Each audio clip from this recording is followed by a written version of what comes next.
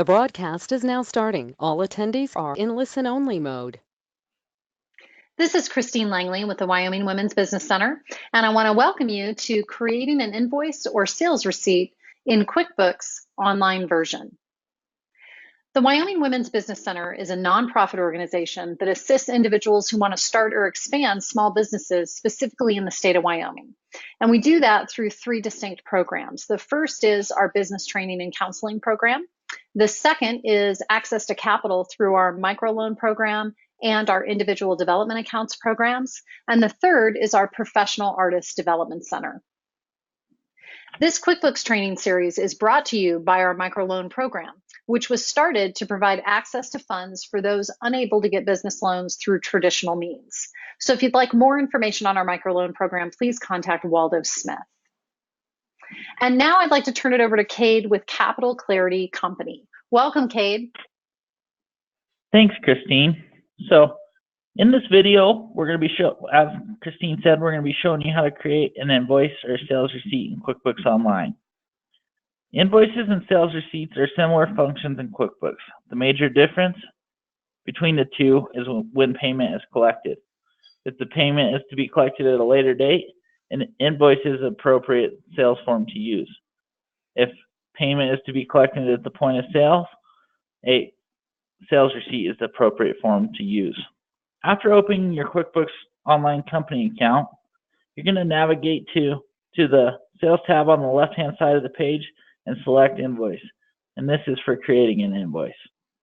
To create a new invoice, you're going to choose the green New Invoice button at the top right-hand corner of the page. Select the customer to which you've provided this invoice to, and from the drop-down menu at the top of the page. If the customer has not been created, you can create a new customer by selecting Add New and following the prompts. You would enter the name, the relative information in the new customer screen, and then you would hit Save. In the first row of the product, under the product service column, you can select one of your products and services, enter a quantity, and alter the item description as desired. You can also adjust the rate. Add additional items to the invoice as necessary here. You can also add a message to the invoice using the input towards the lower left-hand side of the page. Once all the items have been added to the invoice and appear correct, you can print the invoice by clicking Print or Preview in the bottom of the page, or you can also choose Save and Send to email the invoice to your customer.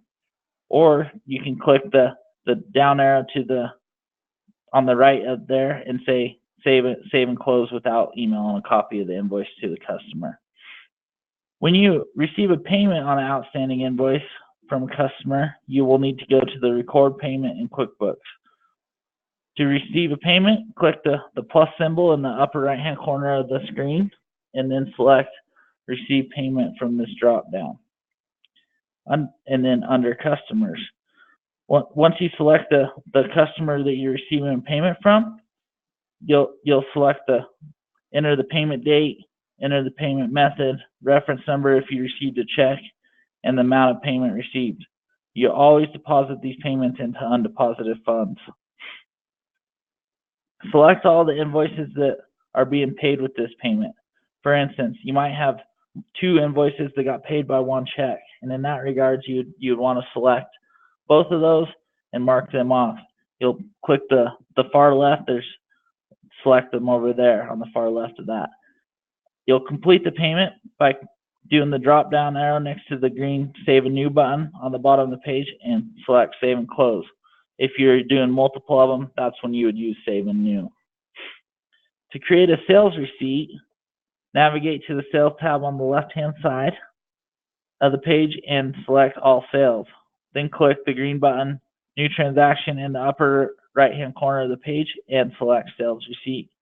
You can also create a sales receipt by clicking the plus icon in the upper right-hand corner of the page and selecting Sales Receipt under Customers. Select the customer to which you'll be providing the sales receipt from the drop-down menu at the top of the page if your customer has not been created, you'll create a new customer going through the add new feature. Again, you would create the customer's name just as you did in the invoice and all relative information for this and the new customer screen, and then you could click save. Enter the payment method. When you actually do this, you'll enter the payment method, the reference number, if you're receiving a check, and always, again, deposit to undeposited funds, no matter if it's a sales receipt or an invoice. In the first row under product services column, select one of the products. Again, you'll do that. You'll enter the quantity. You'll provide or alter the item as desired, and then you can adjust the rate if you need to. Add additional items to the sales receipt as necessary. You can also add a message, again, in the bottom input box on the lower left-hand side of the page.